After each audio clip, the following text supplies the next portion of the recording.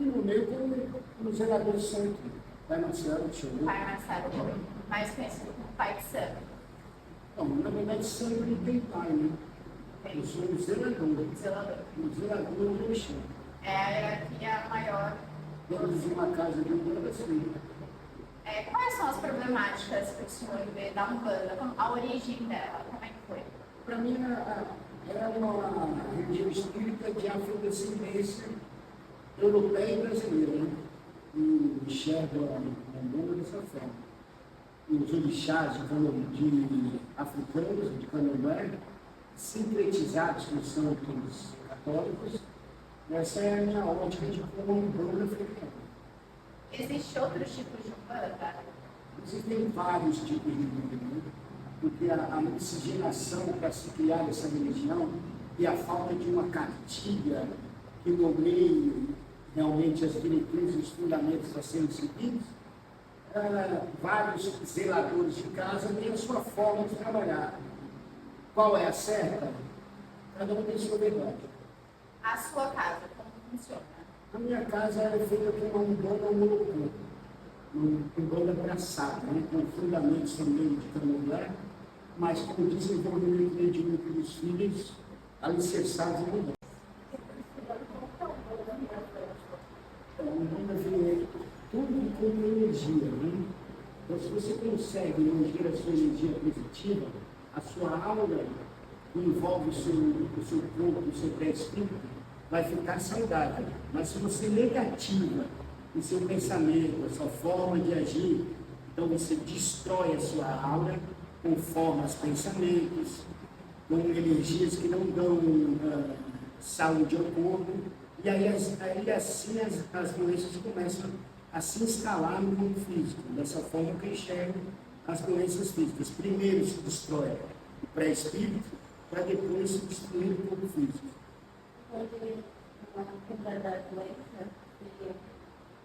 Sim, a mente, sempre a mente. A energia da mente positiva faz com que nós tenhamos uma vida mais saudável. Não que vamos ser saudáveis para sempre, porque existe um tempo reencarnatório de vida. Vai chegar uma hora que se extingue a nossa missão no plano, então de alguma forma a gente tem que partir. E é como a fraqueza do corpo físico que chega ao fim da nossa missão. Mas para nos mantermos plenos e saudáveis, a mente positiva ajuda muito nesse processo. E na cura das doenças também, né? Não, a Umbanda tem várias formas de ajudar com que o nosso corpo físico esteja bem. Nos banhos de erva, né? As orações, os trabalhos que são firmados para as energias divinas nos ajudarem a ficarmos plenos e saudáveis. Existem várias formas de ajudar o encarnado a estar bem física e mentalmente. Como os umbandistas compreendem a morte? Qual o seu significado? O significado da morte, um umbandista ou um espírita, é o prosseguimento da vida. É o que equivale para a gente na alma, que é eterna. E não essa passagem que a gente tem no corpo físico. Essa passagem no corpo físico é só um aprendizado. Então enxergamos a morte como uma continuidade da nossa vida, porque nosso espírito é eterno. Então a morte é compreendida como uma continuidade da nossa vida. Voltamos de onde viemos, reencarnamos na matéria e desencarnamos para a vida do espírito. É assim que compreendemos a passagem da morte. Quais são os rituais de passagem do mundo material para o mundo espiritual? Então, dentro da nossa religião, que é feita de fundamentos, que tem dogmas, que tem símbolos, como todas as outras religiões, quando se morre um espírita, é feito um axixê, que é um ritual de limpeza do corpo físico, corpo astral do falecido, e também o vuno, quando esse falecido é um zelador de santo, que cuida de outros filhos. Tirar da mão desse zelador, da cabeça dos cuidados, para que eles sigam pelas suas próprias pernas a partir daí, e não mais com a zeladoria do cuidador. Então são dois rituais, dois fundamentos que são feitos na prática depois da passagem do espírita de Umbanda.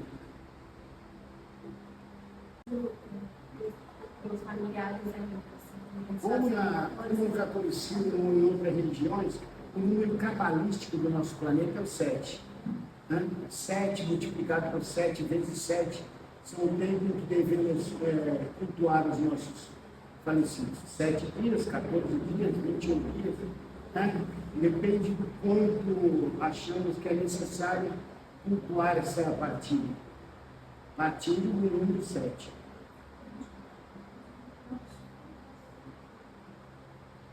Funeral, como que... O funeral ele é praticado como qualquer outro. Né? O que acontece é levado a fé, os irmãos de fé que o acompanharam em vida, também na hora do seu funeral. Não existe nada, nenhum fundamento muito específico, diferente dos outros funerais. Aí tem ritual na hora. O ritual é feito antes, antes do enterro, na verdade. Né? E depois esses dois fundamentos que eu te falei, o axixê e a mão de vinho. São os dois rituais utilizados na passagem do espírita de Umbanda. Diferente dos outros funerais, além disso, não há nada. Qual o papel e a importância do orixá Umuru? Do orixá Umuru. O orixá Umuru, a força negativa do orixá Baloé, né? Ele habita o campo santo.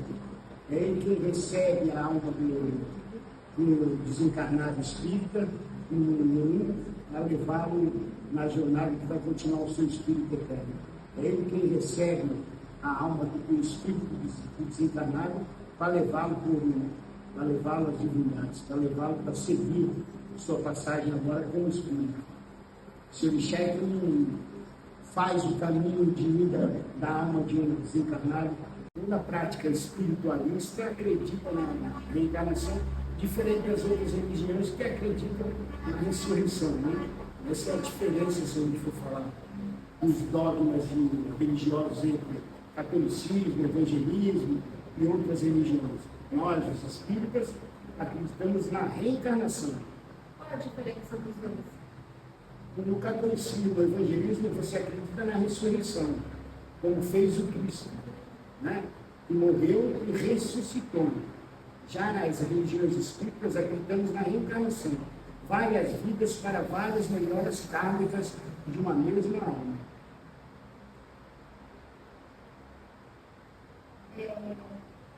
Na Umbanda pode haver a afirmação no corpo? Pode haver afirmação do corpo. Normalmente. Porque a matéria, ali, depois que falecemos, o que sobra é o corpo físico. Na verdade, então não há nenhuma referência de não podermos fazer a cremação do corpo como fazem todas as outras religiões. Qual a relação entre a Umbanda e a medicina natural? Elas vão lado a lado, né? A cura do espiritismo para o corpo e a mente são intermitentes ligadas à medicina tradicional. A pessoa não pode deixar os tratamentos medicinais do homem para se tratar só na Umbanda ou vice-versa. Temos que andar ambos lado a lado. Vamos se cuidar com os remédios materiais e vamos nos auxiliar também na cura com os remédios espirituais que as religiões espíritas proporcionam. Se o paciente estiver no hospital e tiver uma doação de sangue, vocês aceitam? Claro, veja, a essência maior da vida, o sangue, por que não recebeu? Não podemos privar a medicina tradicional em prol de uma religião. Uma tem que andar ao lado da outra, uma se ajudando e apoiando a outra. Esse, para mim, é a visão mais certa de se fazer. Como é a relação entre o mundo sobrenatural e o mundo natural? Um reflete o outro, né? As frequências que nos levam à negatividade ou à positividade de ambos os mundos. É a gente quem determina se vamos viver em paz, em harmonia conosco mesmo, encarnadamente ou depois de desencarnados. A relação de um com o outro sempre tem que ser a energia do bem. Isso acontecendo, um interfere no outro. Como a pessoa se torna um médium? E há um vínculo da vida passada? Como a gente se transforma no médium, a gente nasce médium. Todos somos espíritos em evolução. Então todos temos o dom da mediunidade. Desenvolver ou não é uma escolha, né? É o ser humano quem faz a escolha de desenvolver esse dom que tem. O que fornece esse poder? Se há algum vínculo com a vida passada. A ancestralidade interfere no nosso processo de evolução mediúnica. A lei da atração, a lei da reação, a lei kármica, tudo isso está ligado à nossa ancestralidade. O que fazemos em vida fica registrado para depois que falecemos. Se na vida passada, por exemplo, eu fui uma pessoa ruim, e nessa vida eu vim para resgatar, não significa que eu vá trazer a dor que eu causei na vida anterior. Não, isso, a dor é causada no desencarne, né? De uma encarnação negativa, que vai fazer com que você venha expiar novamente as suas faltas e, quem sabe, prometer uma melhora e conseguir executá-la. Cada reencarnação é uma oportunidade de melhorar. O espírito caminha em evolução para frente, ou seja, tirando a negatividade das ações ou positividade nas ações que tem a oportunidade de uma nova encarnação de fazer. Quais os tipos de mediunidade há na Umbanda? Na Umbanda a gente tem todo tipo de mediunidade a ser desenvolvida. A psicografia, a vidência, a audição, todas as vertentes de dom mediúnico estão na Umbanda para serem praticadas e desenvolvidas, porque esses dons são pertinentes a cada médium, né? Às vezes você vê ostensividade em um e menos em outro, vê videntes em um, vê auditivos em outro, então todas as vertentes de dons mediúnicos podem ser desenvolvidas no mundo. As origens da religião se mantêm com o passar dos anos? Houve algumas mudanças? O homem foi trazendo coisas dele, ego, para dentro da religião? Onde existe o ser humano, sempre vai existir a vaidade, o orgulho e também o progresso, né? A Umbanda que se fazia há 50 anos atrás, hoje ela progrediu. Você vê hoje a curimba sendo feita por microfones, uma nova evolução de materiais, de louças, de apetrechos que são usados em filmações, mas de maneira geral a origem permanece. A criada por Zé Ferdinando de Moraes prevalece até hoje. Como é a relação entre o mundo sobrenatural e o mundo natural? Um é reflexo do outro, né? As frequências que nos levam à negatividade ou à positividade de ambos os mundos. É a gente quem determina se vamos viver em paz, em harmonia conosco mesmo, encarnadamente ou depois de desencarnados. A relação de um com o outro sempre tem que ser a energia do bem. Isso acontecendo, um interfere no outro. Como a pessoa se torna um médium? E há um vínculo da vida passada? Como a gente se transforma no médium, a gente nasce médium. Todos somos espíritos em evolução. Então todos temos o dom da mediunidade. Desenvolver ou não é uma escolha, né? É o ser humano quem faz a escolha de desenvolver esse dom que tem. O que fornece esse poder todo? Se há algum vínculo com a vida passada. A ancestralidade interfere no nosso processo de evolução mediúnica. A lei da atração, a lei da reação, a lei kármica, tudo isso está ligado à nossa ancestralidade. O que fazemos em vida fica registrado para depois que falecemos.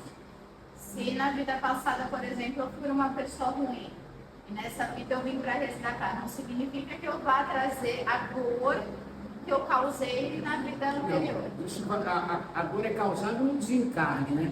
De uma encarnação negativa, que vai fazer com que você venha expiar novamente as suas faltas e, quem sabe, prometer uma melhora e conseguir executá-la. Cada reencarnação é uma oportunidade de melhorar. O espírito caminha em evolução para frente, ou seja, tirando a negatividade das ações ou positividade nas ações que tem a oportunidade de uma nova encarnação de fazer. Quais os tipos de mediunidade há na Umbanda? Na Umbanda a gente tem todo tipo de mediunidade a ser desenvolvida. A psicografia, a vidência, a audição, todas as vertentes de dom mediúnico estão na Umbanda para serem praticadas e desenvolvidas, porque esses dons são pertinentes a cada médium, né? Às vezes você vê ostensividade em um e menos em outro, vê videntes em um, vê auditivos em outro. Então, todas as vertentes de dons mediúnicos podem ser desenvolvidas no mundo. As origens da religião se mantêm com o passar dos anos? Houve algumas mudanças? O homem foi trazendo coisas dele, ego, para dentro da religião? Onde existe ser humano, sempre vai existir a vaidade, o orgulho e também o progresso, né? A Umbanda que se fazia há 50 anos atrás, hoje ela progrediu. Você vê hoje a curimba sendo feita por microfones, uma nova evolução de materiais, de louças, de apetrechos que são usados em filmações, mas de maneira geral a origem permanece. A criada por Zé e Ferdinando de Moraes prevalece até hoje. Quais as traços marcantes da Umbanda, por senhor? Primeiro, o trabalhar e servir, né? Você estar disposto de se despojar dos seus problemas para pensar nos problemas a quem você pode ajudar. A caridade e o amor. O senhor acha que quanto mais caridade você faz, você tem uma carga maior consigo? A moral e o positivismo aumentam quando você realmente faz uma caridade sem colocar o ego na frente. Fazer o bem sem olhar a quem é a melhor coisa na prática da Umbanda, na minha opinião. Quais os principais fundamentos da Umbanda? Os principais fundamentos da Umbanda.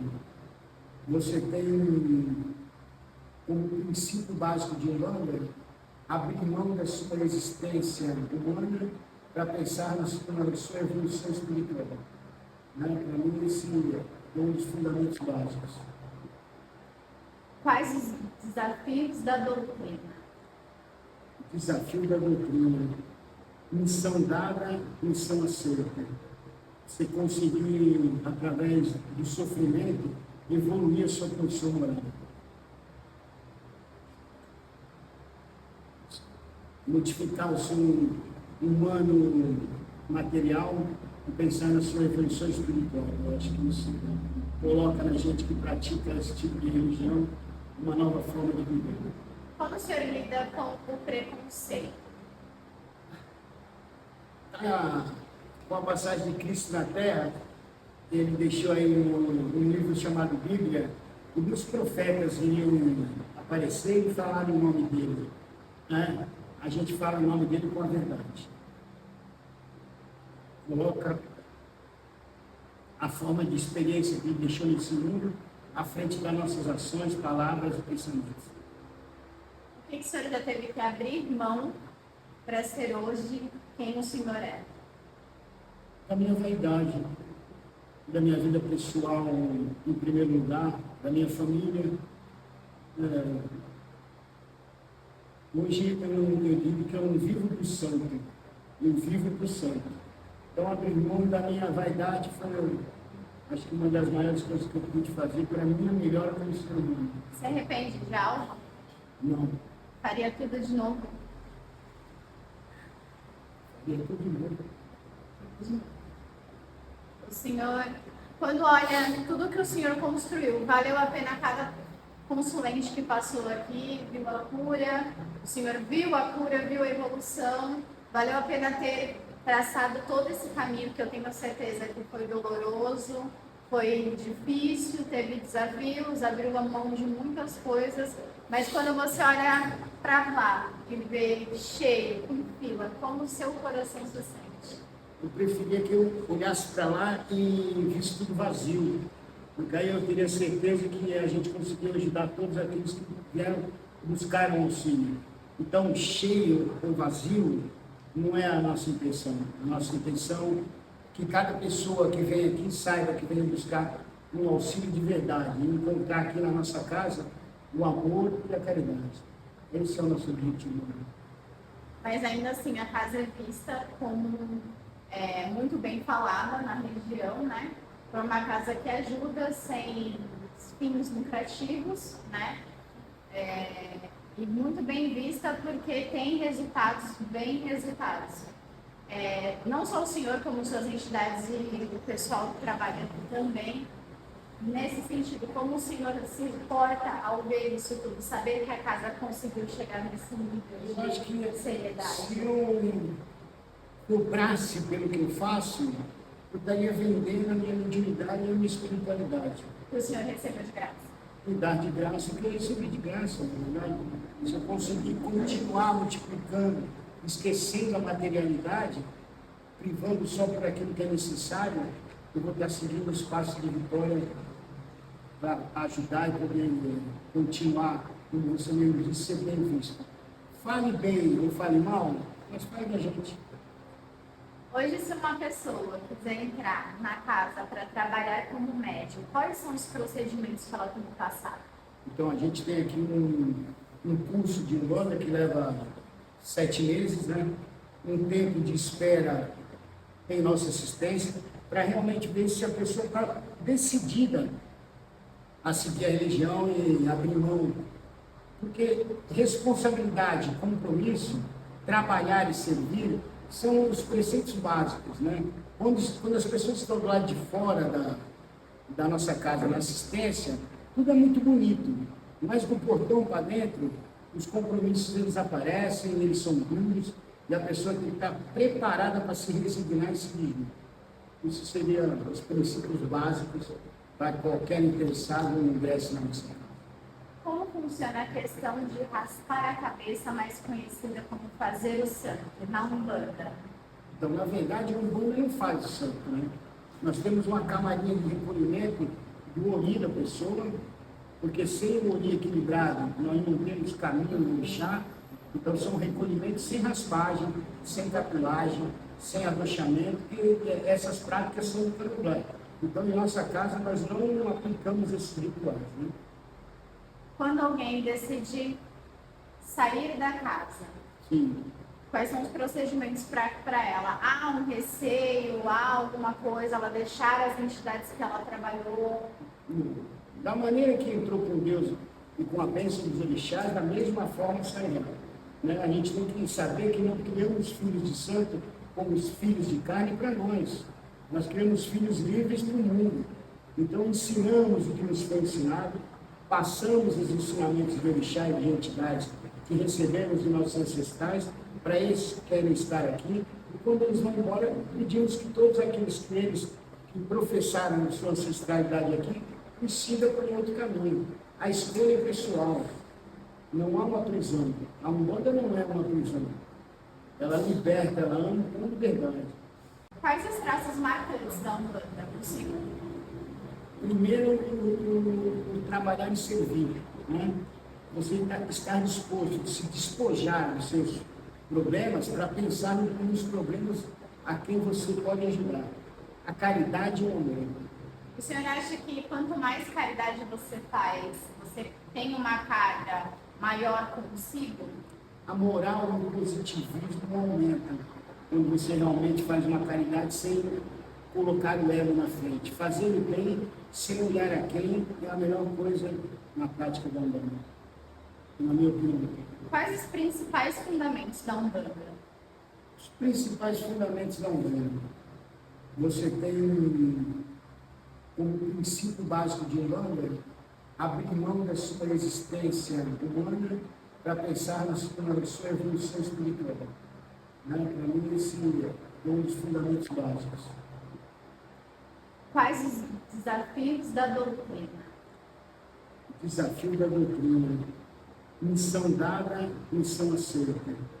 Você conseguir, através do sofrimento, evoluir a sua condição moral. Modificar o seu humano material e pensar na sua evolução espiritual. Eu acho que isso coloca na gente que pratica esse tipo de religião uma nova forma de viver. Como o senhor lida com o preconceito?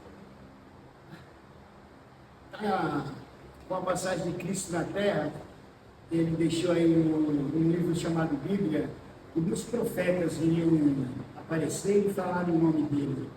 Né? A gente fala o nome dele com a verdade. Coloca a forma de experiência que ele deixou nesse mundo à frente das nossas ações, palavras e pensamentos. que o senhor já teve que abrir mão para ser hoje quem o senhor é? Da minha vaidade, da minha vida pessoal, em primeiro lugar, da minha família. Hoje eu digo que eu não vivo para o santo, eu vivo para o santo. Então, abrir mão da minha vaidade foi, acho que uma das maiores coisas que eu pude fazer para mim, a melhor como ser humano. Se arrepende de algo? Não, Faria tudo de novo? faria tudo de novo.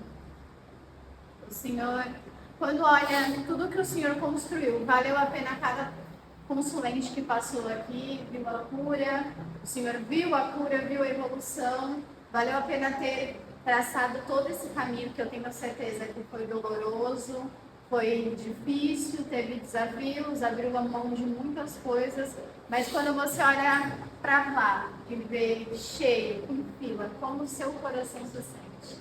Eu preferia que eu olhasse para lá e visse tudo vazio, porque aí eu teria certeza que a gente conseguiu ajudar todos aqueles que vieram buscar o auxílio.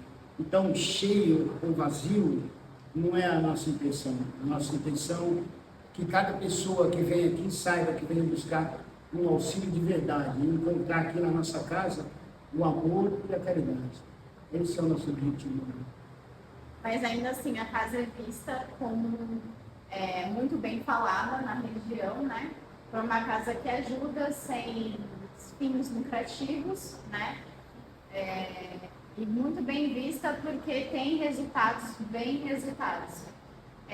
Não só o senhor, como suas entidades e o pessoal que trabalha aqui também. Nesse sentido, como o senhor se porta ao ver isso tudo, saber que a casa conseguiu chegar nesse nível Eu acho que de seriedade? se eu cobrasse pelo que eu faço, eu estaria vendendo a minha mediunidade e a minha espiritualidade. Que o senhor recebeu de graça. E dar de graça, que eu recebi de graça, na verdade. Se eu conseguir continuar multiplicando, esquecendo a materialidade, privando só por aquilo que é necessário, eu vou estar seguindo os passos de vitória para ajudar e poder continuar, como você mesmo disse, ser bem visto. Fale bem ou fale mal, mas fale da gente.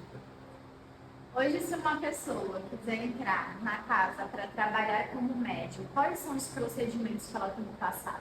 Então, a gente tem aqui um curso de Umbanda que leva 7 meses, né? Um tempo de espera em nossa assistência, para realmente ver se a pessoa está decidida a seguir a religião e abrir mão. Porque responsabilidade, compromisso, trabalhar e servir são os preceitos básicos, né? Quando as pessoas estão do lado de fora da nossa casa, na assistência, tudo é muito bonito, mas do portão para dentro, os compromissos eles aparecem, eles são duros, e a pessoa tem que estar preparada para se resignar e seguir. Isso seria os princípios básicos para qualquer interessado no ingresso na nossa casa. Como funciona a questão de raspar a cabeça, mais conhecida como fazer o santo, na Umbanda? Então, na verdade, o Umbanda não faz o santo, né? Nós temos uma camarinha de recolhimento do ori da pessoa, porque sem o ori equilibrado, nós não temos caminho no orixá. Então, são recolhimentos sem raspagem, sem capilagem, sem abrochamento, e essas práticas são do candomblé. Então, em nossa casa, nós não aplicamos esses rituais, né? Quando alguém decide sair da casa, Sim. quais são os procedimentos para ela? Há um receio, há alguma coisa, ela deixar as entidades que ela trabalhou? Da maneira que entrou com Deus e com a bênção dos orixás, da mesma forma sairá. Né? A gente tem que saber que não criamos filhos de santo como os filhos de carne para nós. Nós criamos filhos livres para o mundo. Então, ensinamos o que nos foi ensinado, passamos os ensinamentos de orixá e de entidades que recebemos de nossos ancestrais para esses que querem estar aqui. E quando eles vão embora, pedimos que todos aqueles que professaram a sua ancestralidade aqui, nos sigam por um outro caminho. A escolha é pessoal. Não há uma prisão. A Umbanda não é uma prisão. Ela liberta, ela ama com liberdade. Quais a diferença entre as entidades de direito e as constituições? Entidades de direito. polo positivo das energias e frequências divinas. Seres humanos que, como nós, desencarnamos e vamos trabalhar nas falanges de orixá, ajudando os encarnados a evoluir moralmente. Caboclos, preto velhos, baianos, maruchos, ciganos, são as entidades de direita que professam, através do corpo do médium, o exercício de incorporação. Exus e Pombogiras, as entidades de esquerda, não menos evoluídos do que as entidades de direita, com a mesma luz, exercitando o bem e a prática da caridade nas esferas de ouro. A seara, ela é bendita. Tanto faz a esquerda ou a direita, ambas trabalham na Umbanda para o bem. Diferente de uma Quimbanda, que trabalham com energias mais densas, em umbrais mais obscuros, esta prática dentro da Umbanda não existe. Então, amarrações, magias negras, feitiços, esse tipo de coisas não é a demanda de Umbanda. A Umbanda demanda esse tipo de trabalho, entende? Então, direita ou esquerda, todos trabalham para o bem. Mas não tem nenhum lado que é mais pesado. Vamos falar que a sombra é mais densa do que a luz? Mas se você souber praticar o bem, mesmo no lado negativo, ele pode exercitar a sua melhora e a sua evolução também. Então, o Exu não é o diabo, que a Idade Média coloca na cabeça do ser humano, que cria esse preconceito dentro da nossa religião. Se existe alguma coisa ainda denegrindo a imagem da Umbanda, é falarem que a energia de Exu é uma energia diabólica. E na verdade não é, são seres evoluídos com muita experiência de encarnações diversas e podem trazer elucidações para nossas questões humanas que nos levam a melhorar a nossa prática diária de vida. O que falou dos banhos de erva? Como funciona? Então, Euaça, o sangue, o orixá de Candomblé, o dono das ervas. Sem erva não tem Umbanda. Sem erva não tem macumba. São elas que equalizam, equilibram, limpam, integram o nosso corpo físico, a nossa aura espiritual. São elas que equilibram, limpam energeticamente as larvas mentais que nós mesmos trazemos para a nossa energia humana. Né? São purificadoras, são energizadoras. É um mundo enorme de oportunidade para que se possa melhorar a nossa condição humana. Como que a gente pode fazer o banho de erva? Bom, a gente chama de amacio, água, a gente chama de oli, a erva. Eu vou demonstrar para ti, peraí. Quais a diferença entre as entidades de direita e as conservadoras? Entidades de direita. Polo positivo das energias e frequências divinas.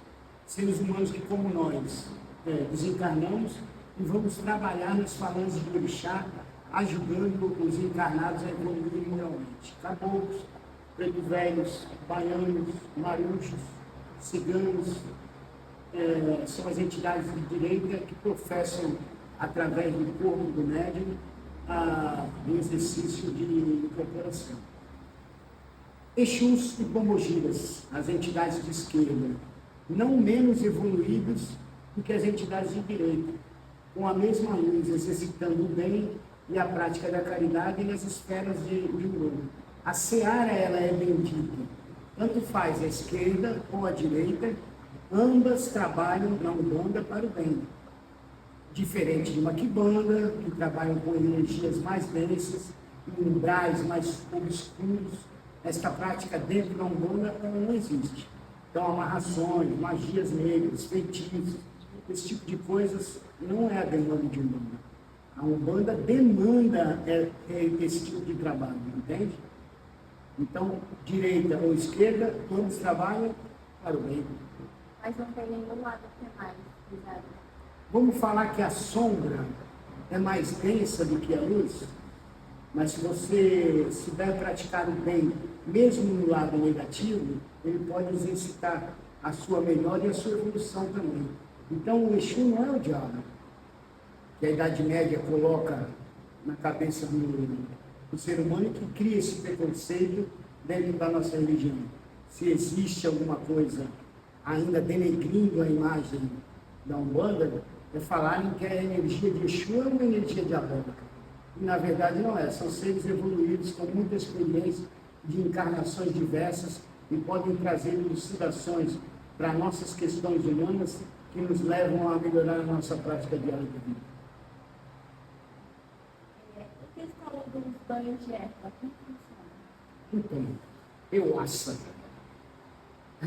o sangue, o orixá de Candomblé, o dono das ervas. Sem erva não tem Umbanda, sem erva não tem macumba. São elas que equalizam, equilibram, limpam, integram o nosso corpo físico e a nossa aura espiritual. São elas que equilibram, limpam energeticamente as larvas mentais que nós mesmos trazemos para a nossa energia humana. Né? São purificadoras, são energizadoras. É um mundo enorme de oportunidade para que se possa melhorar a nossa condição humana. Como que a gente pode fazer o banho de erva? Bom, a gente chama de amacina Umbanda. A água, a gente chama de Oni, a erva. Eu vou demonstrar para ti, peraí. Você entende por quê? Como que fala banho de erva? Esse aqui, ó, é o processo de quinar a erva, para que se tire a essência elemental da erva que está se manipulando, para que se banhe o corpo. É quinando assim, ó, lavando roupa, e se tira a essência da erva, junto com a água, para que a gente possa fazer o banho de erva. Esse banho de erva serviria para quê? Esse aqui, em particular, é o banho de Xangô, é o banho de quebra-pedra, para tirar as energias de obsessão, para deixar a aura limpa e purificada, para tirar o desequilíbrio emocional, para colocar a justiça no nosso caminho, no nosso pensamento e nas nossas palavras. Qual tipo de planta seria isso? Ou erva? Essa é uma erva chamada quebra-pedra, usada por Orixá Xangô. Aí pode ser encontrada aonde? Ela prolifera em qualquer jardim, é uma erva que nasce muito fácil. É originária do nosso país. Então você acha ela, pode plantar em vasos, em beira de caminho de estrada. Veja só. Depois que você toma um banho de erva, o importante é guardar no preceito de 7 dias. Sem comer carne vermelha, sem fumar, sem consumir bebida alcoólica, sem praticar atos que possam deturpar a sua mente racional, maus pensamentos. Esses são os preceitos utilizados depois de se tomar um banho de ervas. Os banhos de ervas, todos eles são tomados do pescoço para baixo. Porque a nossa cabeça, nosso olho, é entregue sempre para o nosso Pai Xalá. Então o banho dado da cabeça é só o banho de canjica. Esse sim pode ser dado no corpo inteiro, partindo da cabeça. Os demais de erva, todos eles, do pescoço para baixo. O banho da canjica seria mais forte as energias? É o maioral. É o banho do nosso Pai Xalá, o rei do banho branco, o dono do trono da fé. O orixá para quem... Então, esse banho da canjica não é qualquer um, pode? Não é qualquer um, não é que não é para qualquer um, é para todos. Mas ele só é dado em datas específicas e em necessidades muito difíceis, entende? Doenças emocionais ou físicas que possam extinguir com a razão humana, então com a vida material. É usado em último caso, ou em recolhimentos de filhos de Oxalá.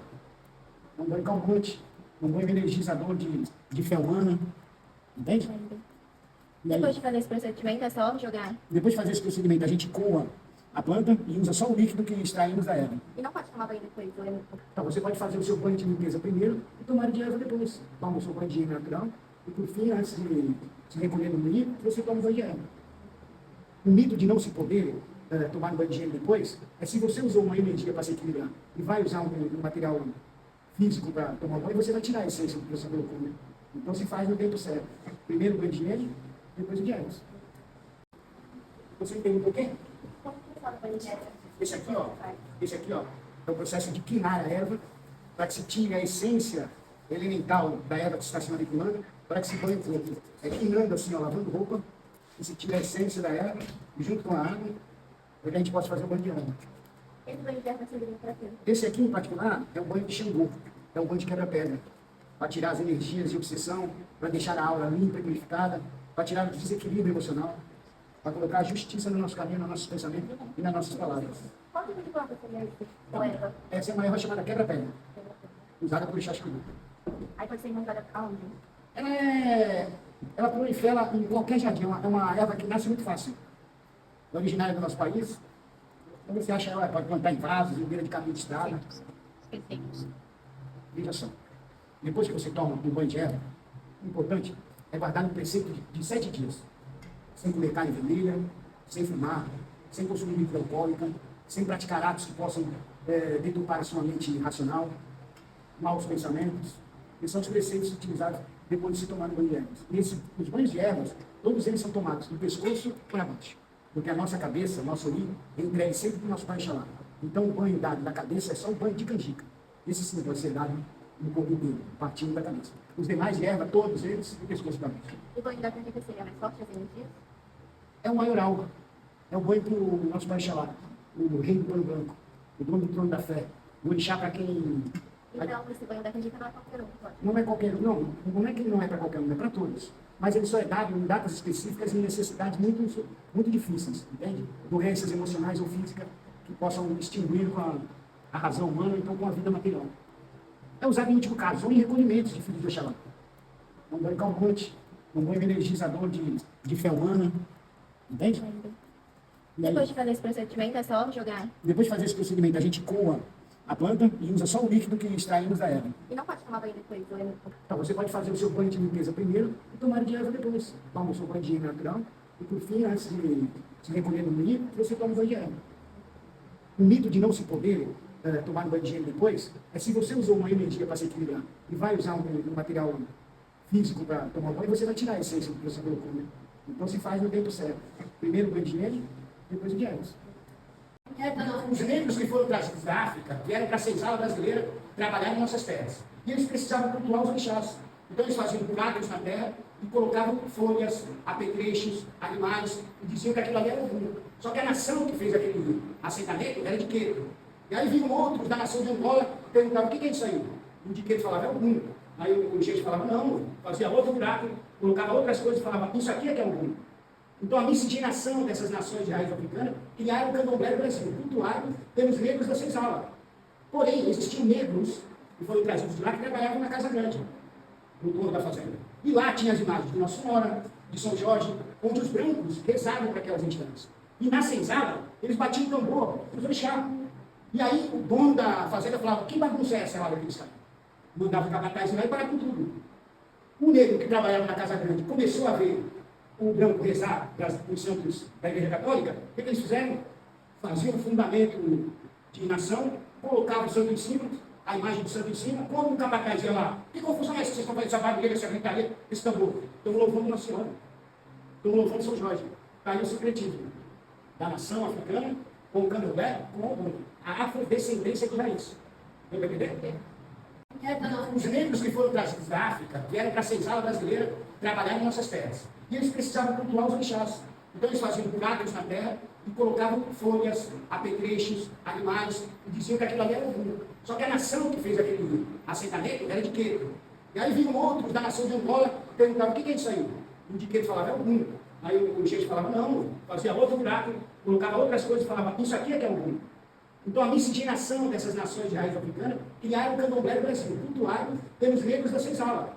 Porém, existiam negros que foram trazidos de lá que trabalhavam na Casa Grande, no dono da fazenda. E lá tinha as imagens de Nossa Senhora, de São Jorge, onde os brancos rezavam para aquelas entidades. E na senzala, eles batiam tambor, os orixás.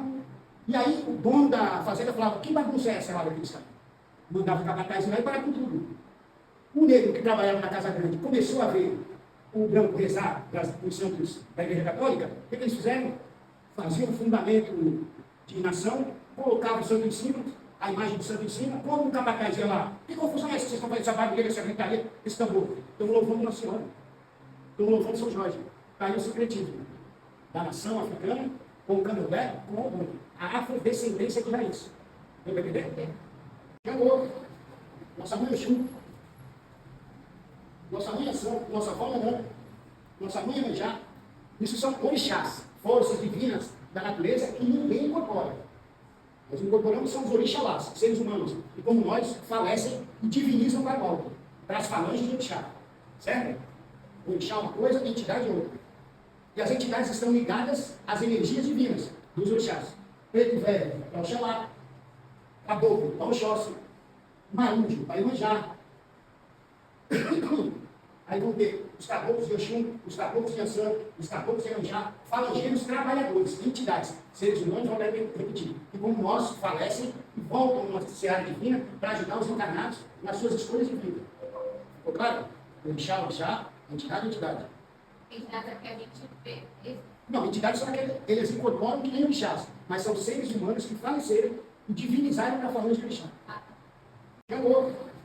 Nossa mãe Oxum, nossa mãe Ação, nossa avó Nanã, nossa mãe Iemanjá. Isso são orixás, forças divinas da natureza que ninguém incorpora. Nós incorporamos são os orixalás, seres humanos, e como nós, falecem e divinizam para a volta, para as falanges de orixá. Certo? Orixá é uma coisa, a entidade é outra. E as entidades estão ligadas às energias divinas dos orixás. Preto Velho, é o Oxalá. Caboclo, é o Oxóssi. Marúdio, é o Iemanjá. Aí vão ter os caboclos de Oxum, os caboclos de Ançã, os caboclos de Iemanjá, falangeiros trabalhadores, entidades, seres humanos, vão repetir, que como nós falecem e voltam numa seara divina para ajudar os encarnados nas suas escolhas de vida. Ficou claro? Orixá, entidade. Entidade é que a gente vê. Não, entidades são aqueles, eles incorporam que nem orixás, mas são seres humanos que faleceram e divinizaram para falar de orixá. Para a melhora da nossa conduta de vida, as entidades, os orixás, vêm arretar, vêm trazer formas da gente enxergar a vida melhor através do amor, da fé, da transformação, do conhecimento, da geração, as energias dos tronos de cada orixá, para melhorar a nossa conduta. Para a melhora da nossa conduta de vida, as entidades, os orixás, vêm arretar, vêm trazer formas da gente enxergar a vida melhor através do amor, da fé, da transformação, do conhecimento, da geração, as energias dos tronos de cada orixá, para melhorar a nossa conduta. Cada entidade, ela vem uma força divina. E eles têm o compromisso de servir ao trono de orixá que eles são determinados. Preto Velho para Oxalá, Caboclo para Oxóssi, Marúdio para Iemanjá e assim por diante. Né? Os ciganos na linha do Oriente, cada qual ministrando a força do trono a que eles foram determinados a trabalhar. Por quem? Pelo grande Criador, o Mael, o Criador do Universo. Dentro da Umbanda, o Gênesis da Umbanda é o caboclo das 7 encruzilhadas. É ele quem vem através do médico Zé Fernando de Moraes fundar a Umbanda. Né? Foi fundada no 15 de novembro de 1908, instituída como religião no Brasil. Antes dela, a gente vê o Cabula, outras práticas que não levavam esse nome.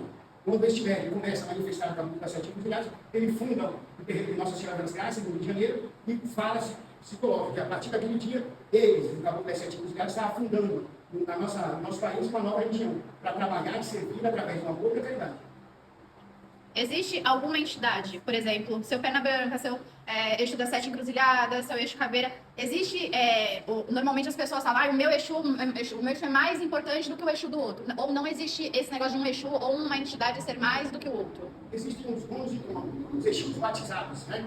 O Timilinho, eixo caveira, 7 encruzilhada, eixo Mulu, bons de trono de uma falange e um ponto de energia, mas todas as entidades, de uma maneira ou de outra, são iguais. Não se pode equivaler, pode-se dizer que alguns são mais conhecidos, outros menos conhecidos. Mas as energias e forças são todas iguais, cada um no seu campo de energia. Ou na encruzilhada, ou na calunga pequena, ou na calunga grande, ou na beira das matas, ou nas beiras dos rios. Todos têm a sua energia equivalente. Primeiro, elas referenciam a nação que você professa. Né? Cada fio de conta a história da nação que você é. Tem na minha casa, Almas em Angola. É usada o fio de conta de porcelana. Né? Já no candomblé você vai ver os beleguns e os telês feitos de miçangas menores. No banto, você vai ver guias feitas com bolinhas de cristal. Então, cada nação, em primeiro lugar, identificar a nação e identificar os guias que você carrega. Ou seja, você vai ter uma guia de Olim. Você vai ter uma guia de Olim, que é o seu compromisso com o alto. Ela tem uma cor só, a cor do seu Oxá. E aí você vai ter uma guia de Eledá. A guia de Eledá vem com o pai Oxalá sempre, o seu pai de cabeça, a sua mãe de cabeça e o seu ancestral, que forma a sua coroa mediúnica. Depois, quando você faz as 7 linhas da Umbanda, você vai ter uma guia com 7 cores. Isso aqui, o diadema do filho da casa. Né? A guia do Olim, a guia do Eledá e a guia das 7 linhas. Então, ele já passou 3 anos na casa, ele já se formou, ele já é meu filho. Ele deixou de ser um neófito para ser um filho de santo, para ser um praticante da religião do Umbanda. Ele ganhou de bom. Daqui para frente, os compromissos dele são maiores porque ele aceitou de verdade o caminho da fé religiosa e da seara prevista. Fazendo bem. Ou seja, a casa caiu. O compromisso com a humanidade se estabeleceu. E aí vai dele cumprir ou não. Isso, a gente espera que seja. Mas se dando a liberdade de escolha dele fazer o que quiser. Nada obrigado dá certo. Sem hierarquia, sem organograma, também nada dá certo. Então você precisa me amar, sendo meu filho santo? Não. Você precisa me respeitar. Porque na minha casa, o mais velho manda o mais novo, e o mais novo manda o mais velho, desde que ambos se respeitem. O respeito é a base do progresso. Seja no que for. A nossa casa preza por isso. Se o mais velho respeitar o mais novo e vice-versa, vai dar confusão. O meu respeito acaba onde o seu começa. E vice-versa. E aí conseguimos seguir juntos com os mesmos ideais e princípios. Não é verdade? O seguir a religião, né, você escolher uma religião para seguir nela, uma Umbanda que tem compromissos de horário, datas durante a semana para que sejam professadas as gírias que precisam da participação dos réis. Na nossa casa, eu digo o seguinte: a religião que você escolhe tem que entrar na sua vida e não atrapalhar a sua vida pessoal, a sua vida financeira, a sua vida amorosa. Ela tem que contribuir com isso. E aí você vai se dedicar sem se cobrar. Quando você puder aqui estar, de coração aberto e pronto para desenvolver, a casa vai estar sempre aqui. Você que vai medir o tamanho da sua responsabilidade, do seu compromisso. Minha casa tem projetos, tem propósitos, tem fundamentos que precisam ser seguidos. Então a pessoa tem que ter a certeza de fazer a escolha, não vai atrapalhar na sua vida. É dessa forma que a gente enxerga. Sempre tem uma segunda se a verdade for feita. Não adianta você falar, eu não vou para dia porque hoje eu tenho faculdade. Aí você vai ver na rede social, o filho está na balada, está na cachaça, está na cerveja e não está aqui. É certo? Então é melhor não tomar parte da responsabilidade. Essa é a medida que a nossa casa encontra. Qual é o seu compromisso com a finalidade da caridade e do exercício de desenvolvimento? É você que dá a medida. Nada é obrigado para mim funcionar. Tem que ser destino de auto-vontade. Né? Aí eu acho que não é certo. A caridade, além da espiritual, a casa pratica outro tipo de caridade com o povo da rua? Nós temos aí alguns projetos durante o ano, como a entrega de marmitas uma vez por mês. Agora mesmo na Páscoa entregamos chocolates. Agora no mês de maio entregamos a feijoada de preto velho, que são aí em torno de 800 unidades, no dia 13 de maio. No dia das crianças também fazemos uma entrega de doce. No final de ano a entrega de brinquedos. Esses são alguns projetos sociais que a casa já realiza há uns 9 anos. Como eu abri a casa? Eu milito dentro de uma banda. Hoje, tenho 53 anos, eu comecei com 7, faz as contas aí. Eu tenho 53, comecei com 7, 43 anos de banda. Isso aí, porque vem da raiz de minha família. Depois passei, nunca fui de migrar de casa em casa. Eu fiquei 18 anos numa casa na Náutica, da Dona Melita, foi a demissão por esses anos. E antes disso, na minha casa de família mesmo, que eu fiquei dos 7 aos 27 anos. Né? Então dá para fazer uma conta aí. Chegou um dia, eu estava em minha casa e tive um sonho com o meu preto velho, que me disse, através do sonho, claramente, que se eu continuasse professando a minha fé em uma casa que cobrasse o atendimento das minhas entidades, que elas se afastariam de mim. E aquilo me causou um certo medo, porque eu já tinha o hábito, eu já tinha a prática, eu já tinha o exercício. Então, não poder mais praticar a religião, me causou uma apreensão muito grande. Passou mais uns dias, eu tive um sonho com o meu tio. Ele colocou o seguinte: que eu fizesse a trezena de Santo Antônio, escrita à mão, com uma vela branca acesa, de trás para frente. E quando eu acabasse essa trezena, eu ia abrir minha casa. Nessa época, eu estava desempregado, morando num quarto cozinha, com uma esposa esquizofrênica internada, e com a atual mulher vivendo nessa casa, com 4 crianças. 3 filhos a que estava internado, e mais uma que eu tinha com ela. Eu não tinha que comer. Como é que eu ia abrir uma casa? Eu onera uma despesa razoável? Foi possível, mas não deixei de fazer a trezena. Não deixei de fazer a trezena. Quando eu acabei essa trezena, ou melhor, antes de acabar ela, bateram na minha porta e vieram me trazer esses 3 atabaques aí, para falar assim: ó, isso aí é para comprar dentro da casa. Eu não sabia se eu punha os atabaques para dentro ou se eu punha meus móveis para fora. Porque não cabia os dois. Eu os coloquei na minha cozinha. Muito bem. Quando eu acabei essa trezena, a Ambev me chamou para dirigir uma carreta pelo Brasil na época da Copa. Daí eu fui ganhar 7 mil reais. Trabalhei nessa empresa 7 meses e fui com o dinheiro que eu ganhei nessa empresa para abrir. Abri primeiro uma casa onde eu fui morar. Eu morava e na sala da minha casa eu tinha um terreno. No primeiro dia que eu abri a porta para atender as pessoas, a garagem da minha casa estava cheia e tinha uma fila na rua.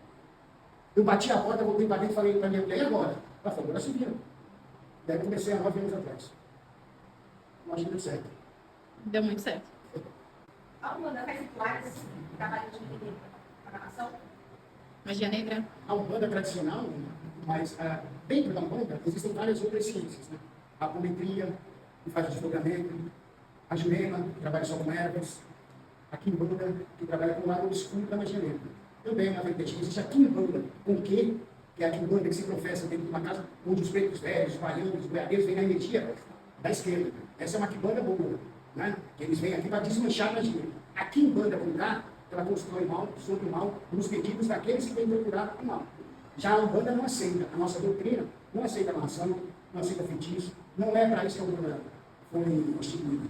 Ela foi instituída para desfazer as demandas e para praticar o bem e a verdade. Única e exclusivamente. Qualquer umbandista que esteja fazendo isso, não está praticando. Só que como funciona a gira? Bom, a gira de Umbanda, ela funciona com o seu ponto de abertura, né? O ponto de segurança da porta da casa, né? Que faz com que a casa seja aberta, ou seja, me saraganda, me fecha a porta, me abre o beiro, me saraganda, me fecha a porta, me abre o beiro. Cadê a minha pena? Cadê a minha guia? Cadê a minha pena? Cadê a minha guia? Minha terra é muito longe, meu cuidar é na Bahia. E aí a gente começa a instituir o trabalho de abertura e funcionamento da magia. Em seguida, o ponto de defumação, né? Com as ervas e o carvão, defumamos todos os cantos dessa casa. Tiramos as astringências de maus pensamentos dos maus fluidos que, porventura, possam ter invadido o nosso campo de trabalho. A defumação faz a limpeza do ambiente das pessoas, dos médios, dos assistentes que aqui estão, e aí firmamos com um. O canto e a defumação fazem a limpeza. Então, da seguinte maneira, olha o cheiro,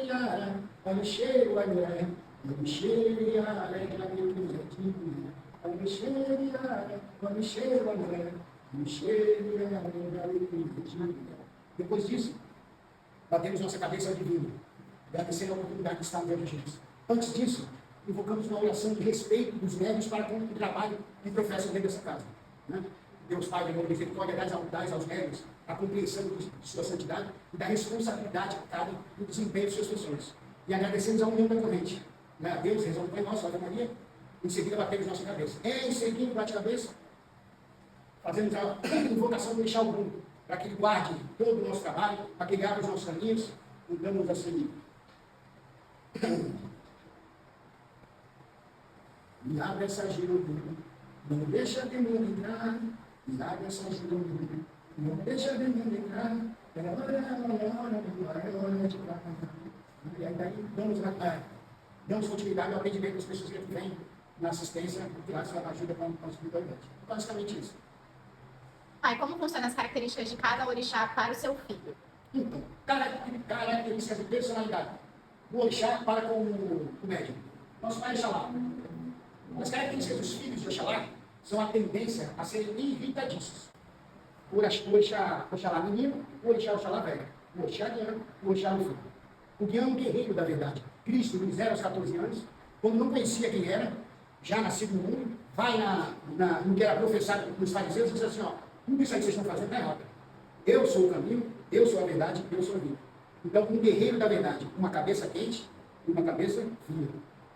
Se não achar o equilíbrio entre as duas, a tendência da personalidade desse filho de Oxaliano vai ser irritadíssima. O outro, o velho Lufão, o velho Lufão carrega o peso do mundo sobre as costas. Até quando uma pessoa consegue carregar esse tipo de peso? Então, pode-se levar também a ver esses filhos introspectivos ou não acreditando mais na humanidade, ou muito expansivos. O ponto bom do Lufão e o ponto ruim do Lufão. Os filhos de Ogum, suas características fortes, determinados, decididos, plenos com a verdade da humanidade, plenos com as virtudes do ser humano, sempre forte guerreiro. Quantas vezes derrubar um filho de Ogum? Quantas vezes ele não é pé. Tem a boca afiada para responder tudo. Os filhos do meu pai, que está deixando comilões, preguiçosos, bondosos, mas também os donos da verdade, não aceitam a opinião dos outros, incansáveis lutadores. Os filhos do meu pai Chelsea, esses, né, falam que é o caçador, é a mata, se eles estiverem no bom anjo, eles são pacientes, vivem em paz, são perseverantes, são persistentes, são cientificadores de vida. Da outra vai aparecer, né? Seria filha de santo, filha de santo. Persistente, objetivador de vida, cientificador de vida. Pega um terreno todo cheio de erva daninha, vão lá, limpam, estupam o terreno, põe a semente, espera chover, espera secar, ou espera crescer para colher na hora certa. Né? O orixá do conhecimento. Então, com conhecimento, você aplica a sua prática e faz ela render os frutos. O orixá é maravilhoso quando está na boa energia. Quando está na ruim energia, desconfiados, observadores ao extremo, ciumentos. O lado negativo do orixá é negativo mesmo. Aí a gente vai falar o trono do amor. Depois da fé, a energia mais forte que tem na humanidade qual é? Amor. Do amor. E quando o amor vira para o lado negativo, o que ele é? Ódio. Ódio, ira, revolta. Então, as filhas do Exu têm essas características. Quando estão bem, são amorosas, vaidosas, dedicadas, e quando não estão onde vão, são totalmente irritadiças, iradas e perigosas. Aí a gente vai falar da nossa mãe, Inhaçã. Inhaçã é assim, ó. Tem um furacão. Né? Uma hora tem que estar bom, tranquilo, sol, e ela está plena, tranquila. No segundo seguinte, ela está virada no raio. Xingando, brigando, totalmente descontrolada. Mas é uma mãe amorosa demais. Mais do que fala da Exu, da Iemanjá, não tem mãe igual a nossa mãe assim. Ela mexe com filiação que ela se transforma no mundo. E acaba com a tua existência. Meu sangue. Da Iemanjá. As características mais aparentes dos filhos desse bichado é a vaidade. A energia. São trabalhadoras incansáveis também. Mas a energia negativa não sabe perdoar, deixam as pessoas que lhe ajudaram por trás, esquece de recorrer ao perdão daquelas pessoas ao seu lado. As filhas de Iemanjá são extremamente vingativas. Nossa mãe, não, uma velha feiticeira, o princípio da transmutação humana é capaz de dar a roupa do corpo, a característica principal dos outros. Mas assim, não tira essa pessoa do sério. Porque ela não vai ser sempre o que você fez. Tem uma energia de uma memória afetiva muito grande. Não sei uma avó, é a mais velha do nosso tempo, é a mãe do nosso pai valoriza. Então, a memória de mãe e de vó, não esquece de contar. Aquilo que fazemos para ela. Nosso pai valoriza, como nosso pai no mundo, o trono da transformação. Característica de seus filhos, ranzinzas, chatos, perfeccionistas, mas ao mesmo tempo amorosos e dedicados. As características de um avô. Né? O que ele fica falando? Ele ou impedir as crianças. Já fica implícito, né? A infantilidade, a falta de maturidade, a alegria suprema, o riso solto, aqueles que têm a cabeça nas nuvens. São as características daqueles que investem acompanham. Eu acho que cada entidade ela tem uma força divina. E eles têm o compromisso de servir ao trono de orixá que eles são determinados. Preto Velho para Oxalá, Caboclo para Oxóssi, Marujo para Iemanjá e assim por diante. Né? Os ciganos na linha do Oriente, cada qual ministrando a força do trono a que eles foram determinados a trabalhar. Por quem? Pelo grande Criador, o Maé, o Criador do Universo. Dentro da Umbanda, o Gênesis da Umbanda é o caboclo das 7 encruzilhadas. É ele quem vem através do Zé Fernando de Moraes fundar a Umbanda. Né? Ela foi fundada em 15 de novembro de 1908, instituída como religião no Brasil. Antes dela, a gente vê o Cabula, outras práticas que não levavam esse nome. Quando eles tiverem, começa a manifestar o Cabula das 7 encruzilhadas, ele funda o terreiro de Nossa Senhora das Graças, no Rio de Janeiro, e fala-se, se coloca que a partir daquele dia, eles, o Cabula das 7 encruzilhadas, está fundando no nosso país uma nova religião, para trabalhar e servir através de uma boa caridade. Existe alguma entidade, por exemplo, seu Perna Branca, seu eixo das 7 encruzilhadas, seu eixo caveira, existe, normalmente as pessoas falam, o meu eixo é mais importante do que o eixo do outro, ou não existe esse negócio de um eixo ou uma entidade ser mais do que o outro? Existem os bons e os eixos batizados, né? O Tigrinho, eixo caveira, 7 encruzilhada, eixo Mulu, donos de trono de uma falange e um ponto de energia, mas todas as entidades, de uma maneira ou de outra, são iguais. Não se pode equivaler, pode-se dizer que alguns são mais conhecidos, outros menos conhecidos. Mas as energias e força são todas iguais, cada um no seu campo de energia. Ou na encruzilhada, ou na calunga pequena, ou na calunga grande, ou na beira das matas, ou nas beiras dos rios. Todos têm a sua energia equivalente igual. Primeiro, elas referenciam a nação que você professa. Né? Cada fio de conta a história da nação que você é. Tem na minha casa, Almas em Mó. É usada o fio de conta de porcelana. Né? Já no candomblé você vai ver os deleguns e os telês feitos de miçangas menores. No banto, você vai ver guias feitas com bolinhas de cristal. Então, cada nação, em primeiro lugar, identificar a nação e identificar os guias que você carrega. Ou seja, você vai ter uma guia de Ori.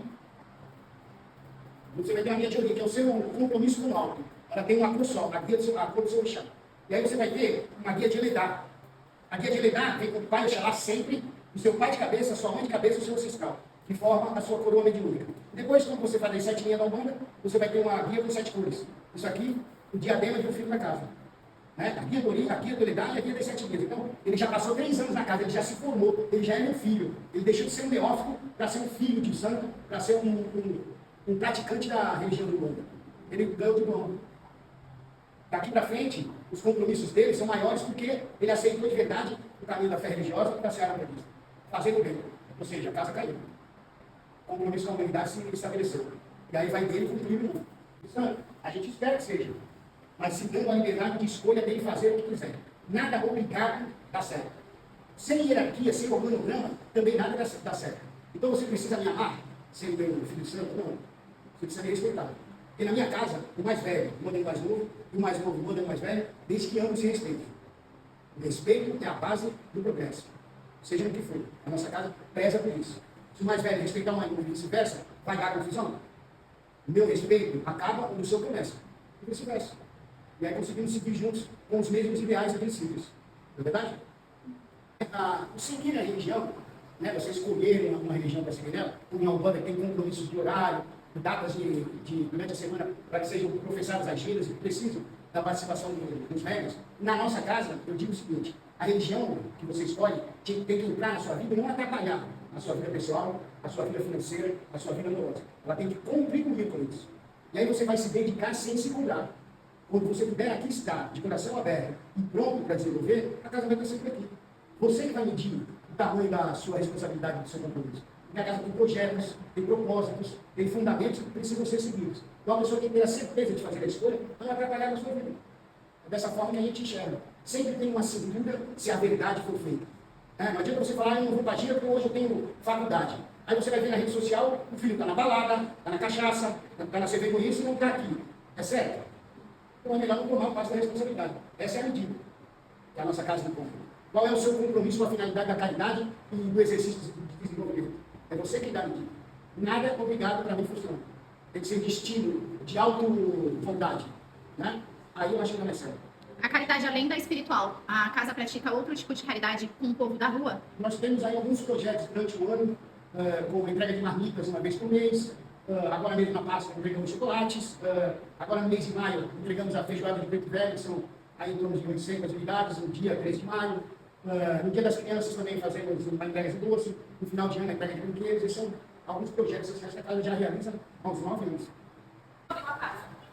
Como eu abri a casa? Eu milito dentro de uma Umbanda.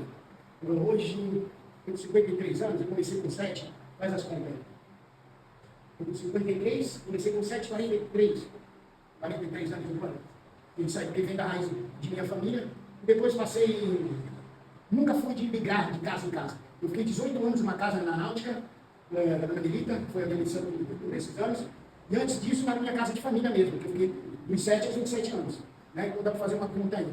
Chegou um dia, eu estava em minha casa, eu tive um sonho com o meu preto velho, que me disse, através do sonho, muito claramente, que se eu continuasse professando a minha fé em uma casa que cobrasse o atendimento das minhas entidades, que elas se afastariam de mim. E aquilo me causou um certo medo, porque eu já tinha o hábito, eu já tinha a prática, eu já tinha o exercício. Então, não poder mais praticar a religião, me causou uma apreensão muito grande. Passou mais uns dias, eu tive um sonho com o meu Exu. Ele colocou o seguinte: que eu fizesse a trezena de Santo Antônio, escrita à mão, com uma vela branca acesa, de trás para frente. E quando eu acabasse essa trezena, eu ia abrir minha casa. Nessa época, eu estava desempregado, morando num quarto cozinha, com uma esposa esquizofrênica internada, e com uma atual mulher vivendo nesta casa, com 4 crianças. 3 filhos aqui estavam internados, e mais uma que eu tinha com ela. Eu não tinha que comer. Como é que eu ia abrir uma casa? Que onde era uma despesa razoável? Foi possível, mas não deixei de fazer a trezena. Não deixei de fazer a trezena. Quando eu acabei essa trezena, ou melhor, antes de acabar ela, bateu na minha porta e vieram me trazer esses 3 atabaques aí, para falar assim: ó, isso aí é para quando tu abrir a tua casa. Eu não sabia se eu punha os atabaques para dentro ou se eu punha meus móveis para fora. Porque não cabia os dois. Eu os coloquei na minha cozinha. Muito bem. Quando eu acabei essa trezena, a Ambev me chamou para dirigir uma carreta pelo Brasil na época da Copa. Daí eu fui ganhar 7 mil reais. Trabalhei nessa empresa 7 meses e fui com o dinheiro que eu ganhei nessa empresa para abrir. Abri primeiro uma casa onde eu fui morar. Eu morava e na sala da minha casa eu tinha um terreno. No primeiro dia que eu abri a porta para atender as pessoas, a garagem da minha casa estava cheia e tinha uma fila na rua. Eu bati a porta, voltei para dentro e falei para minha mulher, e agora? Ela falou, agora se vira. Daí eu comecei há 9 anos atrás. Eu acho que deu certo. Deu muito certo. A Umbanda faz rituais, trabalho de programação. Magia negra? A Umbanda tradicional, mas dentro da Umbanda existem várias outras ciências. Né? A apometria, que faz o desdobramento, a Jurema, que trabalha só com ervas, a Quimbanda, que trabalha com o lado escuro da magia negra. Também uma vertente. Existe a Quimbanda, com que é a Quimbanda que se professa dentro de uma casa onde os pretos velhos, os baianos, os boiadeiros vêm na energia da esquerda. Essa é uma Quimbanda boa, né? Que eles vêm aqui para desmanchar a magia. A Quimbanda com cá, ela constrói mal sobre o mal nos pedidos daqueles que vêm procurar o mal. Já a Umbanda não aceita, a nossa doutrina não aceita amarração, não aceita feitiço, não é para isso que a Umbanda foi instituída. Ela foi instituída para desfazer as demandas e para praticar o bem e a verdade. Única e exclusivamente. Qualquer umbandista que esteja fazendo isso, não está praticando. Só que como funciona a gira? Bom, a gira de Umbanda, ela funciona com o seu ponto de abertura, né? O ponto de segurança da porta da casa, né? Que faz com que a casa seja aberta, ou seja, me saraganda, me fecha a porta, me abre o beiro, me saraganda, me fecha a porta, me abre o beiro. Cadê a minha pena? Cadê a minha guia? Cadê a minha pena? Cadê a minha guia? Minha terra é muito longe, meu cuidar é nada. E aí a gente começa a instituir o trabalho de abertura e funcionamento da magia. Em seguida, o ponto de defumação, né? Com as ervas e o carvão, defumamos todos os cantos dessa casa. Tiramos as astringências de maus pensamentos dos maus fluidos e, porventura, possam ter invadido o nosso campo de trabalho. A defumação faz a limpeza do ambiente das pessoas, dos médios, dos assistentes que aqui estão, e aí firmamos fundamento. O canto e a defumação fazem a limpeza. Então, da seguinte maneira, olha o cheiro, olha o cheiro, olha o cheiro,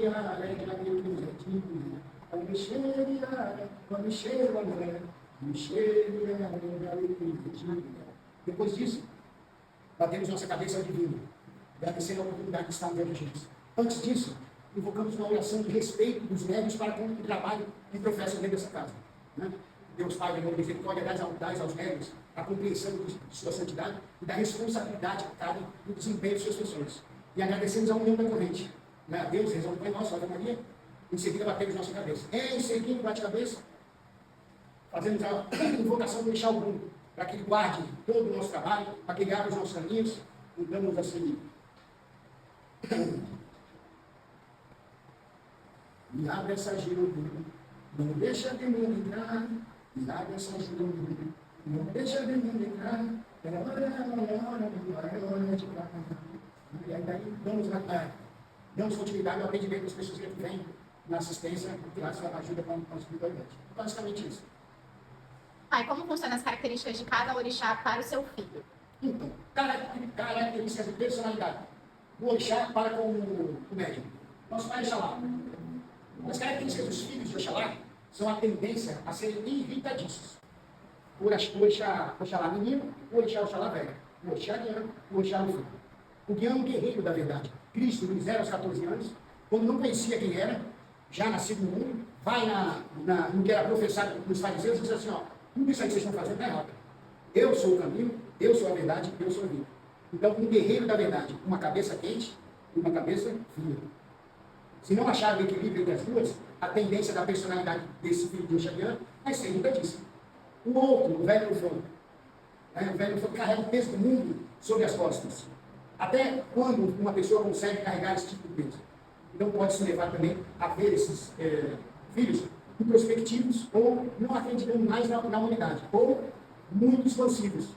O ponto bom do Ufano e o ponto ruim do Ufano. Os filhos de Ogum, suas características fortes, determinados, decididos, plenos com a verdade da humanidade, plenos com as virtudes do ser humano, sempre forte guerreiro. Quantas vezes derrubar um filho de Ogum? Quantas vezes ele não derrubar? Tem a boca afiada para responder tudo. Os filhos do meu pai, encabeçando comilões, preguiçosos, bondosos, mas também os donos da verdade, não aceitam a opinião dos outros, incansáveis lutadores. Os filhos do meu pai Chelsea, esses, né, falam que é o caçador, é a mata. Se eles tiverem um bom anjo, eles são pacientes, vivem em paz, são perseverantes, são persistentes, são cientificadores de vida. Né? Tá, vou aparecer, né? Seria flexão. Persistente, objetificadores de vida, cientificadores de vida. Pega um terreno todo cheio de erva daninha, vão lá, limpam, estupam o terreno, põe a semente, espera chover, espera secar, ou espera crescer para colher na hora certa. Né? Vou deixar no conhecimento. Então, com conhecimento, você aplica a sua prática e faz ela render os frutos. Deixar você maravilhoso quando está na boa energia. Quando está na ruim energia, desconfiados, observadores ao extremo, ciumentos. Do lado negativo do chão, ser negativo mesmo. Aí a gente vai falar o trono do amor. Depois da fé, a energia mais forte que tem na humanidade qual é? O amor. Do amor. E quando o amor vira para o lado negativo, o que ele é? Ódio. Ódio, ira, revolta. Então, as filhas do Exu têm essas características. Quando estão bem, são amorosas, vaidosas, dedicadas, e quando não estão onde vão, são totalmente irritadiças, iradas e nervosas. Aí a gente vai falar da nossa mãe, Inhaçã. Inhaçã é assim, ó. Tem um furacão. Né? Na hora que ele está bom, tranquilo, sol, e ela está plena, tranquila. No segundo seguinte, ela está virada no raio. Xingando, brigando, totalmente descontrolada.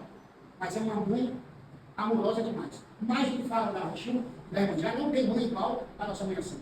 Ela mexe com filiação que ela se transforma no mundo. E acaba com a consistência. Meu sangue. Minha mãe Iemanjá. As características mais aparentes dos filhos desse bichado é a vaidade. A energia. São trabalhadoras incansáveis também. Mas a energia negativa não sabe perdoar, deixam as pessoas que lhe ajudaram por trás, esquece de recorrer ao perdão daquelas pessoas ao seu lado. As filhas de Iemanjá são extremamente vingativas. Nossa mãe, não, uma velha feiticeira, o princípio da transmutação humana é capaz de dar a roupa do corpo, a característica principal do filho, dos outros. Mas assim, não tira essa pessoa do sério, porque ela não vai ser sempre o que você fez. Tem uma energia de uma memória afetiva muito grande. Não sei uma avó, é a mais velha do nosso conteúdo, é a mãe do nosso pai valor. Então, a memória de mãe e de vó, não esquece que acaba fazendo isso para ela. Nosso pai valor, como nosso pai do mundo, o trono da transformação. Característica de seus filhos, ranzinzas, chatos, perfeccionistas, mas ao mesmo tempo amorosos e dedicados. As características de um avô. Né? Porque ele fica falando, ele ou impedir as crianças, já fica implícito, né? A infantilidade, a falta de maturidade, a alegria suprema, o riso solto, aqueles que têm a cabeça nas nuvens. São as características daqueles que investiam no corpo. Eu acho que cada entidade, ela tem uma força divina. E eles têm o compromisso de servir ao trono de orixá que eles são determinados. Preto Velho para Oxalá, Caboclo para Oxóssi, Marujo para Iemanjá e assim por diante. Né? Os ciganos na linha do Oriente, cada qual ministrando a força do trono para que eles foram determinados a trabalhar. Por quem? Pelo grande Criador, o Maré, o Criador do Universo. Dentro da Umbanda, o Gênesis da Umbanda é o caboclo das 7 encruzilhadas. É ele quem vem através do médico Zé Fernando de Moraes fundar a Umbanda. Né? Ela foi fundada no 15 de novembro de 1908, instituída como religião no Brasil. Antes dela, a gente vê o Cabula, outras práticas que não levavam esse nome. Quando este velho começa a manifestar o caboclo das 7 encruzilhadas, ele funda o terreiro de Nossa Senhora das Graças, no Rio de Janeiro, e fala-se, se coloca que a partir daquele dia, eles, o caboclo das 7 encruzilhadas, estavam fundando no nosso país uma nova religião, para trabalhar e servir através do amor e da caridade.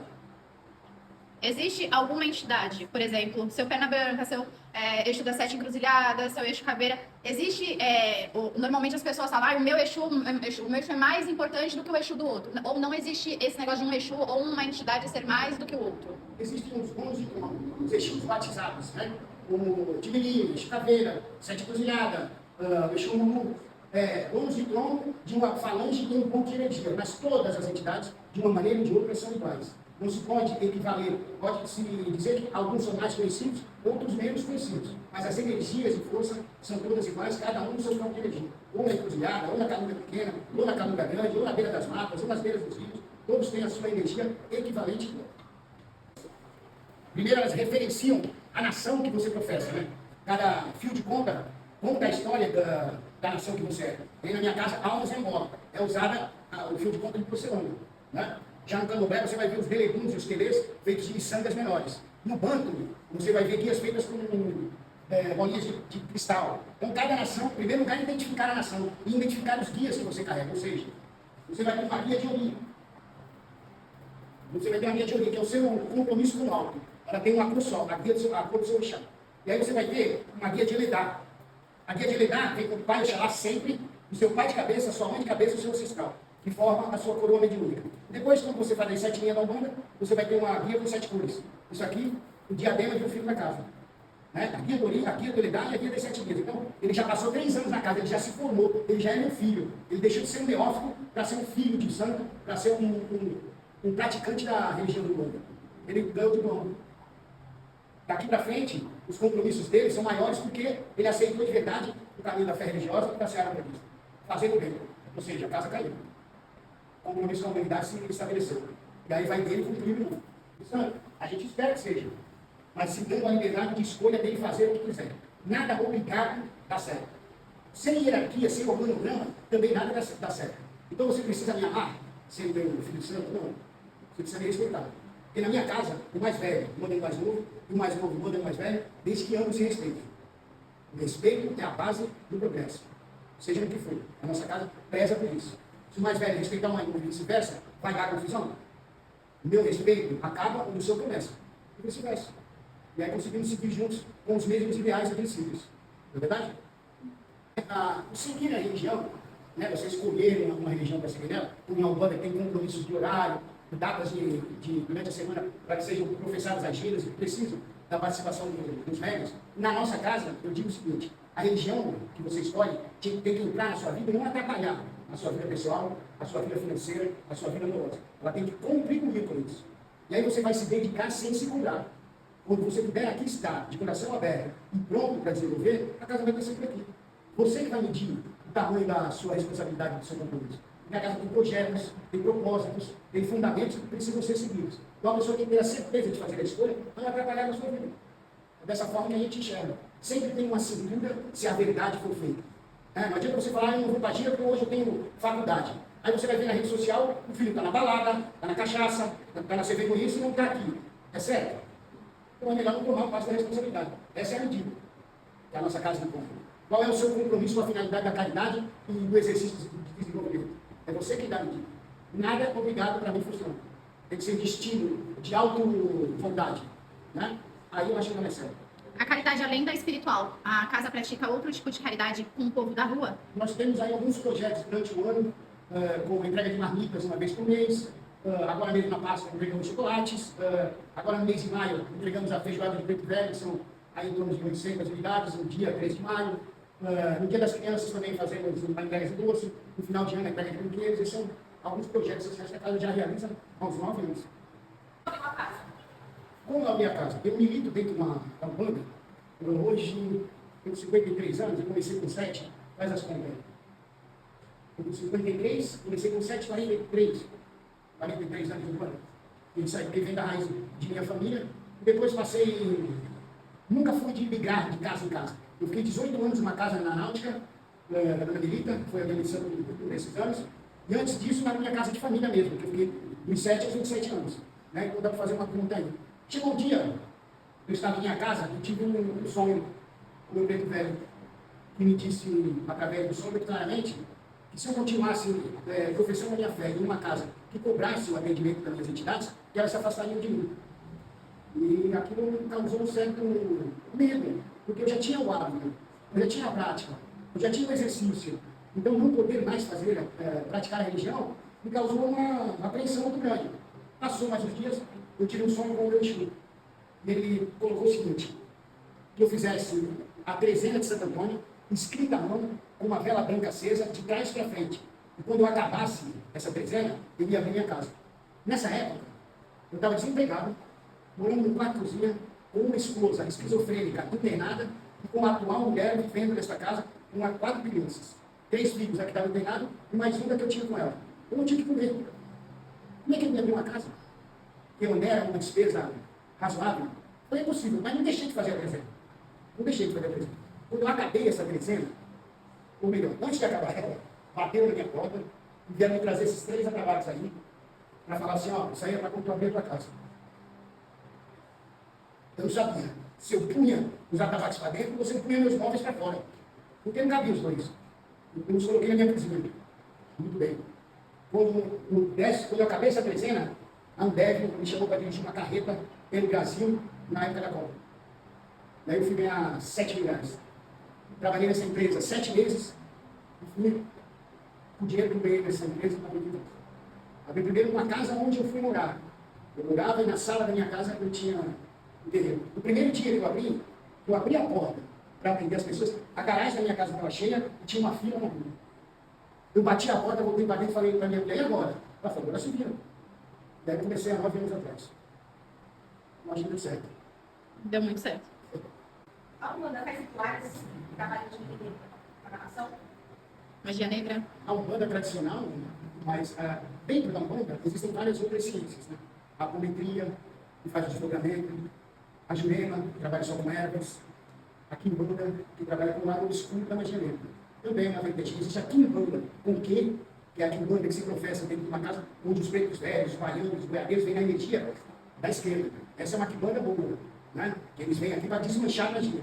A Quimbanda com cá, ela constrói mal, sobre o mal, nos pedidos daqueles que vêm procurar o mal.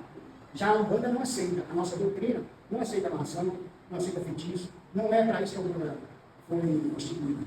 Ela foi instituída para desfazer as demandas e para praticar o bem e a verdade. Única e exclusivamente. Qualquer umbandista que esteja fazendo isso, não está praticando nada. Só que como funciona a gira? Bom, a gira de Umbanda, ela funciona com o seu ponto de abertura, né? O ponto de segurança da porta da casa, né? Que faz com que a casa seja aberta, ou seja, me saraganda, me fecha a porta, me abre o beiro, me saraganda, me fecha a porta, me abre o beiro. Cadê a minha pena? Cadê a minha guia? Cadê a minha pena? Cadê a minha guia? Minha terra é muito longe, meu cuidar é na Bahia. E aí a gente começa a instituir o trabalho de abertura e funcionamento da magia. Em seguida, o ponto de deflação, né? Com as ervas e o carvão, defumamos todos os cantos dessa casa. Tiramos as astringências e maus pensamentos dos maus fluidos que, porventura, possam ter invadido o nosso campo de trabalho. A defumação faz a limpeza do ambiente das pessoas, dos médios, dos assistentes que aqui estão, e aí firmamos com um. O canto e a defumação fazem a limpeza. Então, da seguinte maneira, olha o cheiro, olha o cheiro, olha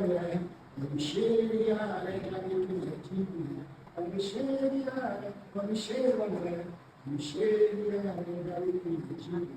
depois disso, batemos nossa cabeça ao divino, agradecendo a oportunidade de estar diante de Jesus. Antes disso, invocamos uma oração de respeito dos médios para com o trabalho que professam dentro dessa casa. Né? Deus Pai, de amor e misericórdia, dás aos médios a compreensão de sua santidade e da responsabilidade que cabe no desempenho de suas funções. E agradecemos a união da corrente. Né? A Deus, rezando para nós, Ave Maria. Em seguida, batemos nossa cabeça. Em seguida, bate a cabeça, fazemos a invocação do Ixal Bum, para que ele guarde todo o nosso trabalho, para que ele abra os nossos caminhos. Então, assim. Me abre essa girobu, não deixa de me entrar. Me abre essa girobu, não deixa de me entrar. É hora de cá. E aí, damos continuidade ao atendimento das pessoas que vêm na assistência, graças à ajuda com a espiritualidade. Basicamente isso. E como funcionam as características de cada orixá para o seu filho? Então, características de personalidade. O orixá para com o médium. Nosso pai Oxalá. As características dos filhos de Oxalá são a tendência a serem irritadiços. O orixá Oxalá menino, o orixá Oxalá velho. O orixá guiano, o orixá no filho. O guiano guerreiro da verdade. Cristo, dos 0 aos 14 anos, quando não conhecia quem era, já nascido no mundo, vai no que era professado nos fariseus e diz assim, ó, tudo isso aí que vocês estão fazendo está errado. Eu sou o caminho, eu sou a verdade, eu sou a vida. Então, um guerreiro da verdade, uma cabeça quente e uma cabeça fria. Se não achar o equilíbrio entre as duas, a tendência da personalidade desse filho de Oxaliano vai ser irritadíssima. O outro, o velho Ufão, o velho Ufão carrega o peso do mundo sobre as costas. Até quando uma pessoa consegue carregar esse tipo de peso? Então pode-se levar também a ver esses filhos introspectivos ou não acreditando mais na humanidade, ou muito expansivos. O ponto bom do infante e o ponto ruim do infante. Os filhos de Ogum, suas características fortes, determinados, decididos, plenos com a verdade da humanidade, plenos com as virtudes do ser humano, sempre forte que ele. Quantas vezes derrubar um filho de Ogum, quantas vezes ele não é pé. Tem a boca afiada para responder tudo. Os filhos do meu pai, que está deixando comilões, preguiçosos, bondosos, mas também os donos da verdade, não aceitam a opinião dos outros, incansáveis lutadores. Os filhos do meu pai Chelsea, esses, né, falam que é o caçador, é a mata, se eles tiverem um bom anjo, eles são pacientes, vivem em paz, são perseverantes, são persistentes, são cientificadores de vida. Da luta para aparecer, né? Seria flexão. Persistente, objetivadores de vida, cientificadores de vida. Pega um terreno todo cheio de erva daninha, vão lá, limpam, estupam o terreno, põe a semente, espera chover, espera secar, ou espera crescer para colher na hora certa. Né? Vou deixar no conhecimento. Então, com conhecimento, você aplica a sua prática e faz ela render os frutos.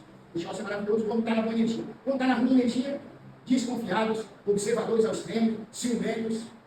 O lado negativo do chão é negativo mesmo. Aí a gente vai falar o trono do amor. Depois da fé, a energia mais forte que tem na humanidade qual é? Amor. Do amor. E quando o amor vira para o lado negativo, o que ele é? Ódio. Ódio, ira, revolta. Então, as filhas do Exu têm essas características. Quando estão bem, são amorosas, vaidosas, dedicadas, e quando não estão onde vão, são totalmente irritadiças, iradas e nervosas. Aí a gente vai falar da nossa mãe, Inhaçã. Inhaçã é assim, ó. É um furacão.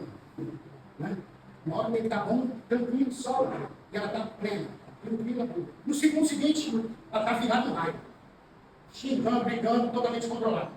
Mas é uma mãe amorosa demais. Mais do que fala da Exu, da Iemanjá, não tem mãe igual a nossa mãe assim. Ela mexe com filiação que ela se transforma no mundo. E acaba com a tua existência. Meu sangue. Não é Iemanjá. As características mais aparentes dos filhos desse bichado é a vaidade. A energia. São trabalhadoras incansáveis também.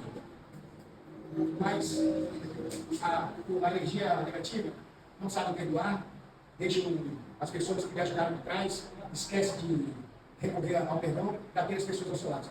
As filhas de Iemanjá são extremamente vingativas. Nossa mãe, não, uma velha feiticeira, o princípio da transmutação humana é capaz de dar a roupa do corpo, a característica principal do filho, para os outros. Mas assim, não tira essa pessoa do sério, porque ela não vai ser o que você fez. Tem uma energia de uma memória afetiva muito grande. Não sei uma avó, é a mais velha do nosso contemporâneo, é a mãe do nosso pai valoroso. Então, a memória de mãe e de vó, não esquece que acabamos fazendo isso para ela. Nosso pai valoroso, como nosso pai no mundo, o trono da transformação. Característica de seus filhos, ranzinzas, chatos, perfeccionistas, mas ao mesmo tempo amorosos e dedicados. As características de um avô. Né? O que ele fica falando? Ele obediente as crianças. Já fica implícito, né? A infantilidade, a falta de maturidade, a alegria suprema, o riso solto, aqueles que têm a cabeça nas nuvens. São as características daqueles que investem acompanham. Eu acho que... Boa tarde, meu nome é Roberto Adili Rosa, eu tenho 48 anos, eu sou advogado, eu sou frequentador e filho de uma casa de umbanda chamada Casa Pai Sebastião de Angola. Como era a sua vida antes de começar a frequentar a Umbanda, sua vida física e vida espiritual? Minha vida física não teve mudanças, porém a espiritual, sim, a espiritual teve muitas mudanças. Hoje em dia, eu entendo mais o que é a vida, o passar por problemas, entender problemas e ter soluções. Como eu falo a respeito de soluções? A tranquilidade que a religião me passou para entender o passo a passo da vida. Todos temos um caminho a trilhar e a Umbanda me mostrou e me colocou mais consciência a respeito disso.